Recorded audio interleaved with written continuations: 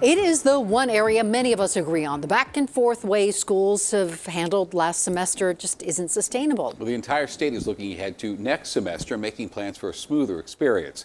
Tonight, Denver 7 is going to take a 360 look with perspectives from parents, teachers, and superintendents from across Colorado. And we begin tonight with Governor Polis and his roadmap to in-person learning. Here is Denver 7's Jessica Porter.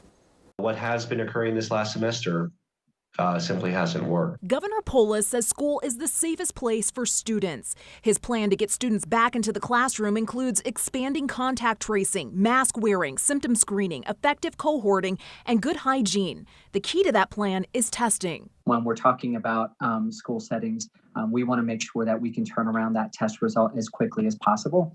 And so right now with that rapid technology, we have the ability to do that 24 hours or less. New CDC guidelines have shortened quarantining. Now students and staff who are in contact with an infected person can go back to school after 7 days with a negative test rather than 14. Polis stresses the focus is on bringing students back full time, not extracurricular activities. Athletics and music and art, science fairs, theater only occur once the kids are back. Full-time or hybrid in-person is underway with minimal disruptions. Teachers are in phase 2 of the vaccination plan.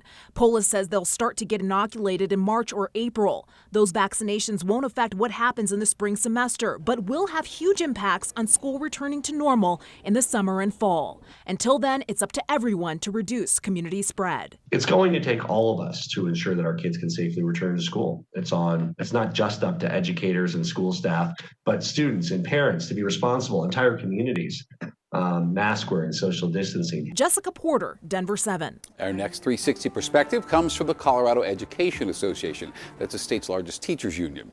President Amy Baca-Ohlert emphasized the need for a vaccine to make schools truly safe.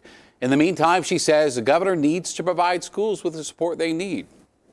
Without PPE, without those resources so that districts can address things like ventilation, distancing, without access to cleaning supplies and quality disinfectant, it will not be safe for in-person.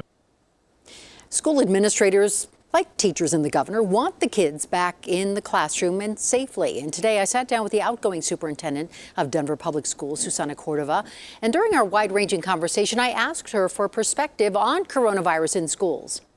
I think we've seen COVID is not spreading in our schools, and kids desperately need the support that they get from in-person instruction.